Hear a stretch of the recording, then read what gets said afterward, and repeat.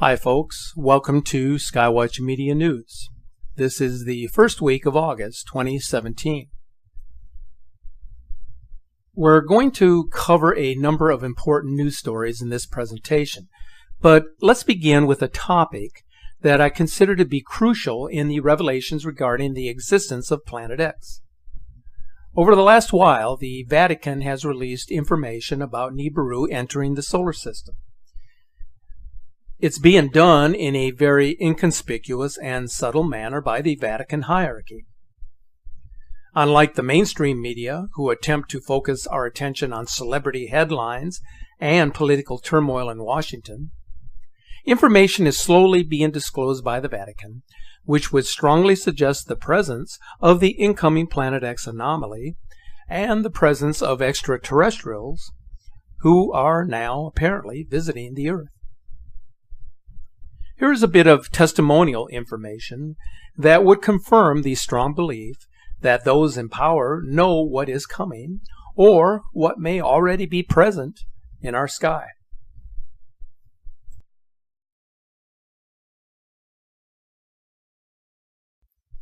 So here's what we know. In late 2009, the Vatican hosted, of all things, an astrobiology conference, where the origins of future life in the universe, extraterrestrial life, and life on Earth were the main topics. One of the speakers at that conference was a French astrophysicist and a member of the Pontifical Academy.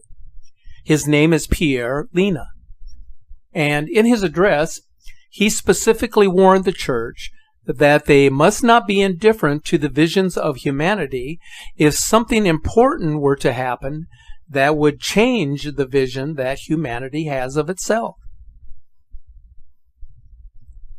Now, the keynote speaker at this astrobiology conference was a renowned professor from the University of Arizona named Chris Impey.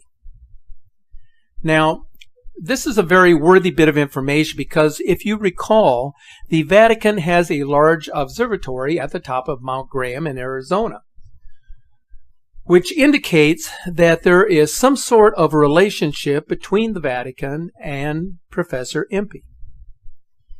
Now, in this conference, which was held almost 8 years ago, this highly regarded professor indicated that the discovery would only be a few years away. So now you have a better understanding of why this conference was convened and why it is so important. The leading astronomer for the Vatican, a gentleman by the name of Guy Consolmagno, stated that the nations of the world will soon look to aliens for their salvation. What do you suppose he meant by that? It is a well-known belief among those in the realm of science that humans are not alone in the universe, that there are other more intelligent non-human civilizations that exist outside of our own solar system. In the Bible, they are referred to as the Nephilim. Now, I understand that many of you truly believe that man was created in the image of God. But then we must consider that if extraterrestrial life exists, then why are they not created in the same image as the human race? If alien life is soon revealed by scientists, then our conceptual image of God as described in biblical text will have to change once disclosure is made. The late Vatican Monsignor Corrado Balducci believed in the alien presence and stated that the Vatican has been aware of this. The encounters with aliens as described by Monsignor Balducci were not demonic or psychologically induced, as some have suggested, and therefore they must be studied carefully. He thus became a Vatican spokesman for our galactic neighbors. Does this mean that we should say goodbye to religion if alien life is disclosed? Not necessarily, as religion is a fundamentally important institution for millions of people. It provides a way to commune with our inner self. But it is equally important that we understand and realize that we are not alone in this universe, and to believe so would wholly contradict the concept of life.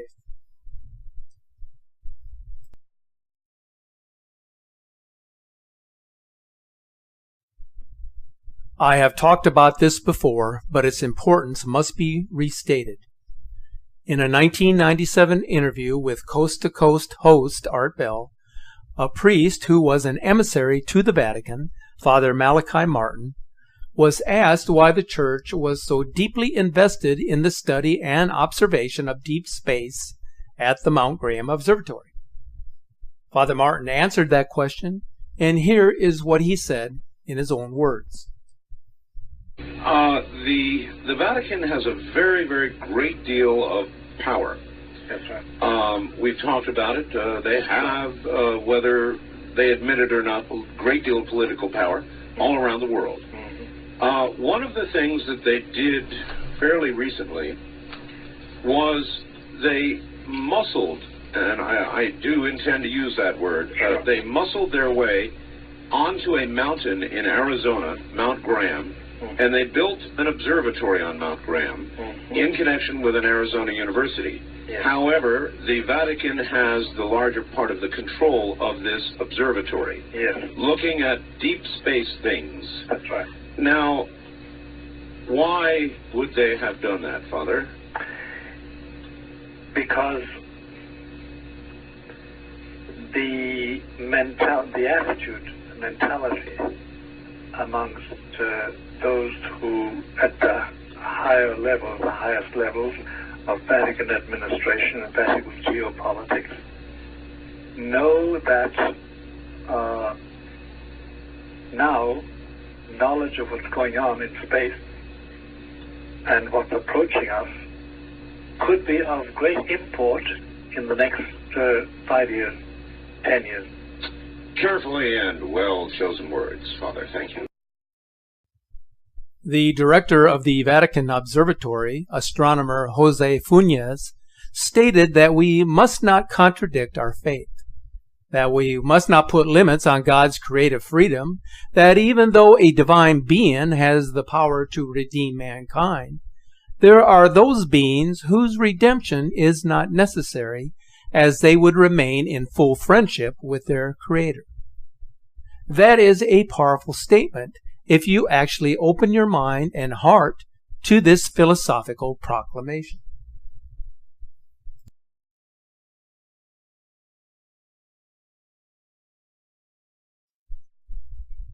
Here's where things get very interesting. In 2005, a Jesuit Vatican insider who resides in the higher echelon of the Church released footage of Nibiru along with secret documentation in a project called Secretum Omega, a top-secret adventure with NASA, whereby a high-powered infrared camera was placed into orbit to monitor the elusive planet. The insider states that the camera was built in the 1990s to observe anomalous celestial bodies that are approaching Earth. While analyzing data and information from the Alaska Radio Telescope, that a deep space probe from the program called SILO had taken a photograph of a huge planet that was approaching our solar system. This information was received in Alaska in October of 1995. This probe, according to the insider, was created in Area 51 in Nevada and has an electromagnetic impulse mechanism. It was then secretly placed into orbit. The purpose of this probe was to approach this planet from beyond the outer reaches of the solar system, correlate its direction, and then return to a position within the solar system where it could successfully transmit the data and images to a secret radio telescope located in Alaska. Now, does this sound too far-fetched to be believed? Not really, since it was already known that the Hubble and the IRIS telescope had already been launched into orbit and had capabilities similar to the ones described by the insider in his disclosure. So it's feasible that the Pope is aware of this and is preparing for its eventual unveiling to the citizens of planet Earth. So if we are to make any sense of these stories, then we have to go back to a September 1984 headline by U.S. News and World Report, which poses the question, is Planet X really out there? Of course, you must ask yourself this question given the information that was already provided from the Polymer Observatory and the California Institute of Technology. In that article, they state the IRIS detected heat from an object located roughly 50 billion miles from Earth, or about 537 astronomical units, where 1 AU would be the distance between the Sun and the Earth. An unseen force that astronomers suspect is Planet X. So it makes little sense to put out a statement of such significance only to go silent shortly thereafter.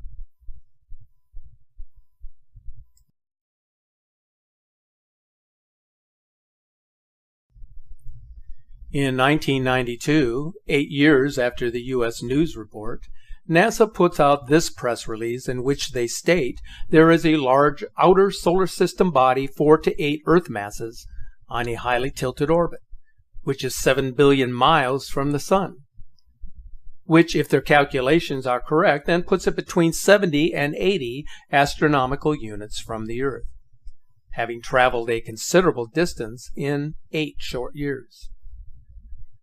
Now, once it begins approaching the Sun, this object would then slow down considerably because of the Sun's gravitational influence.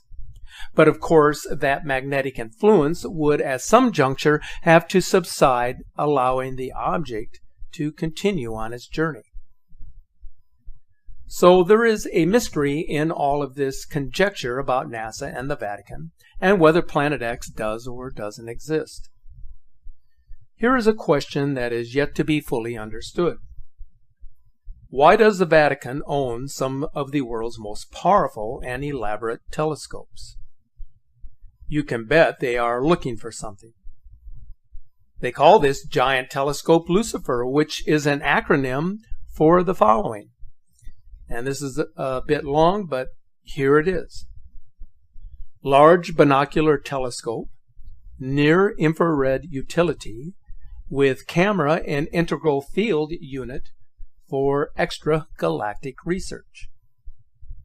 So, as you can see from this, it is no coincidence that they have this telescope atop Mount Graham. It seems they are monitoring biblical warnings, such as was written in Revelation 8, regarding wormwood, also known as Nibiru, or even the possibility of extraterrestrial activity. Either case, what they are monitoring is coming from space.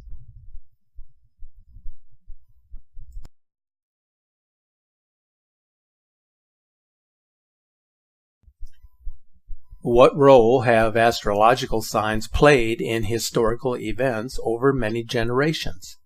And in what manner, if any, have they contributed to the recent decline of society and monetary influence?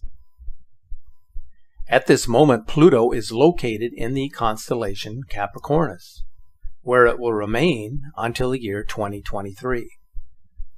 Pluto is known as a destroyer, which would eliminate anything that is not in humanity's best interests. Now, you may consider this to be coincidental, but the last time that Pluto was situated within Capricorn was in the 1700s during the French and American Revolutions. If you look around the world today, you will notice revolutions or protests happening in many places.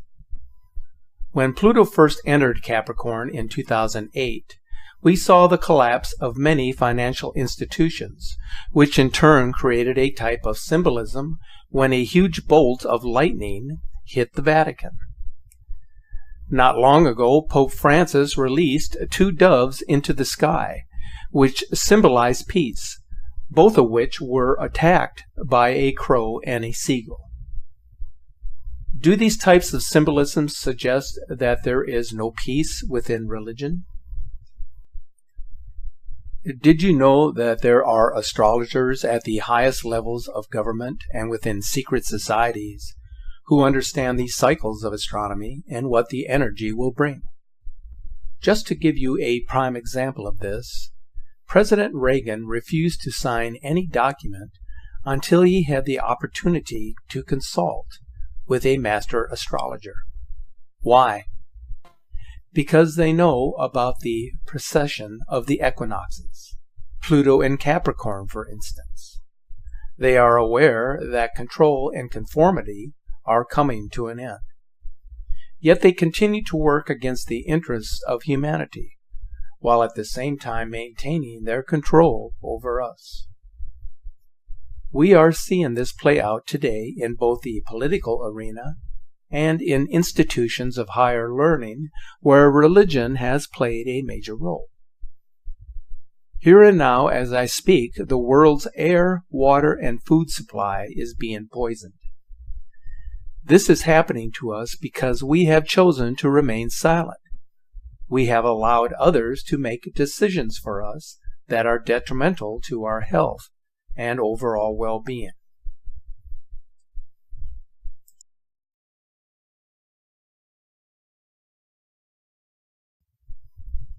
I'm sure you have heard fundamentalists tell you that our Earth is only 6,000 years old, which according to their philosophy comes from biblical scripture.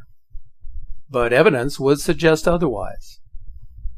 Artifacts that have been discovered from the depths of the Earth indicate that mankind has been around for tens of thousands of years. Here is an example of the time frame of human existence. A bronze coin was uncovered from a depth of 114 feet just outside of Chillicothe, Illinois.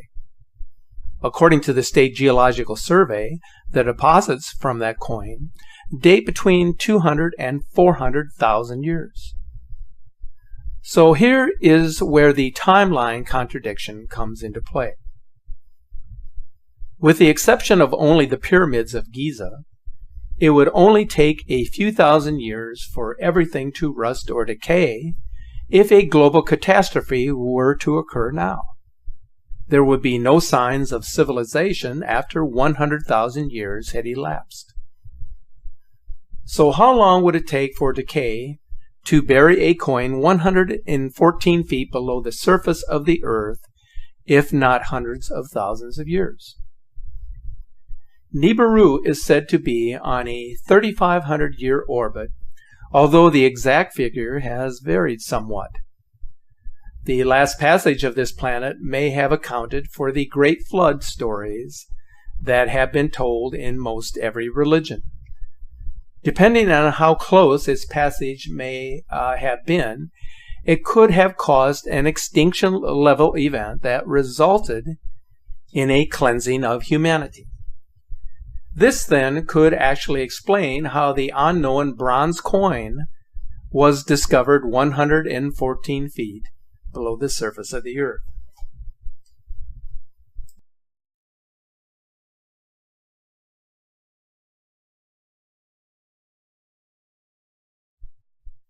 According to the late Zecharia Sitchin, the Anunnaki created a slave race to mine gold in order to produce dust that would preserve the planet Nibiru. The Anunnaki are the all-seeing eye, similar to what you see on the back of the dollar bill. They are the race that keeps us working as economic slaves all of these many thousands of years. But many now wonder if the shackles of subservience will finally be broken when the alien race returns to the Earth. If this were to happen, everything we have known or believed to be true will no longer apply. So everything today must be done in secret under lock and key. Consider this when you ponder what I have just said.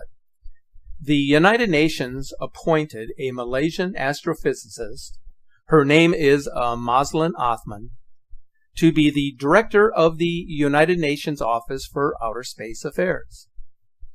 In essence, she was to fill the role as the Earth's first human contact for extraterrestrial life, if it indeed exists. much the same as the Pope being the official liaison between the Earth's inhabitants and our galactic neighbors. There are still so many unanswered questions about where we came from and why we are here on this planet.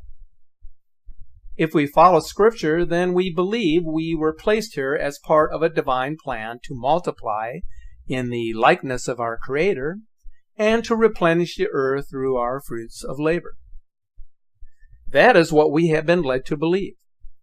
But what if we were placed here on earth as part of a genetic experiment by an alien race that was interested in seeing how humanoids of various races and blood types would get along with one another? The Bible has no explanation for this scenario. What if it is true? Then what are we to believe?